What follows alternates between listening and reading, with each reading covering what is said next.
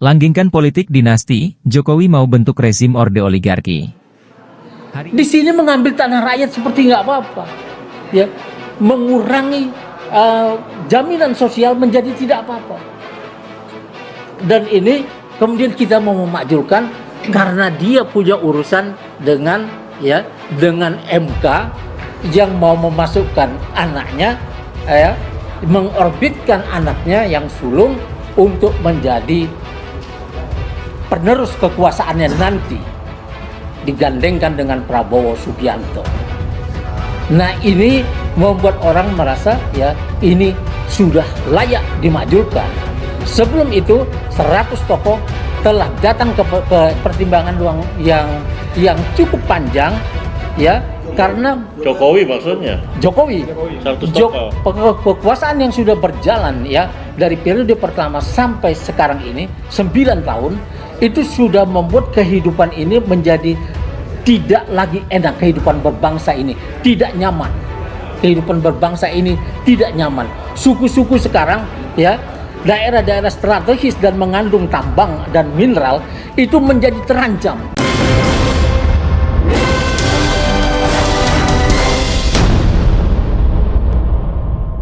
Hari ini rakyat kembali dipertontonkan opera oligarki di dunia perpolitikan Indonesia. Gibran Rakabuming Raka dinilai telah melindungi terduga korupsi pesawat bekas Menteri Pertahanan, Menhan, RI Prabowo Subianto dengan pernyataan, "Tenang Pak Prabowo, saya ada di sini." Pada konferensi pers sebelumnya, Ketua Umum DPP National Corruption Watch, NCW, Hanifah Sutrisna menyampaikan adanya kejanggalan dan keanehan yang mendasar terhadap keputusan MK 90, PU21, 2023. Kami di DPP NCW melihat MK makin ugal-ugalan, keluar dari esensinya yang semestinya menjalankan check and balances pada kekuasaan pembuat undang-undang, eksekutif dan legislatif, ujar Hanif kepada media.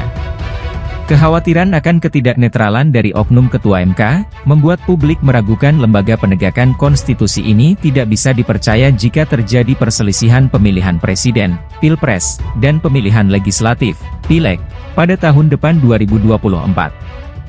Jika lembaga sebesar MK bisa dikooptasi dan dikonsolidasikan oleh oknum penguasa, kemana lagi rakyat akan mengadu jika hak konstitusi mereka diganggu oleh undang-undang dan peraturan yang dibuat penguasa? Lanjut Hanif mempertanyakan. Sambung dia, rakyat dipertontonkan kebobrokan nafsu syahwat oligarki di lingkungan Istana Negara atas dugaan pengaturan keputusan di MK yang memberikan karpet merah untuk putra mahkota agar bisa maju menjadi bacawa pres tergelar dengan sempurna meskipun beraroma, suap, kolusi dan nepotisme. Sebelum keputusan kontroversial MK terkait syarat baca pres dan bacawa pres, Kaisang Pangarep putra ketiga Presiden Jokowi, menjadi Ketua Umum Partai Solidaritas Indonesia, PSI, kami duga keras ini adalah bentuk gratifikasi, berupa privilege, kemudahan, karena ada kuasa relasi sebagai anak Presiden Jokowi. Apa iya seperti ini demokrasi dan suksesi dalam perpolitikan yang sehat yang dibangun pasca reformasi di Indonesia, tegasnya. Menurut dia, inkonsistensi Hakim MK, pengerdilan dan kriminalisasi pimpinan KPK, pembiaran para menteri-menteri terduga korupsi tetap menjabat, memperlihatkan bahwa Presiden Jokowi saat ini diduga sedang membentuk rezim orde oligarki, guna melindungi dosa-dosa politik dan ekonomi, selama 2 periode kekuasaannya. Kemana hati nurani dan suara para tokoh-tokoh bangsa, para aktivis dan mahasiswa saat ini? Kebobrokan nafsu syahwat rezim penguasa saat ini dipertontonkan dengan pembiaran KKN di mana-mana. Kenapa tidak ada aksi dan perlawanan yang berarti? Masalah bangsa ini tidak akan selesai hanya dengan berbisik-bisik di kedai kopi dan diskusi di TV tanpa ada eksekusi, tegasnya lagi.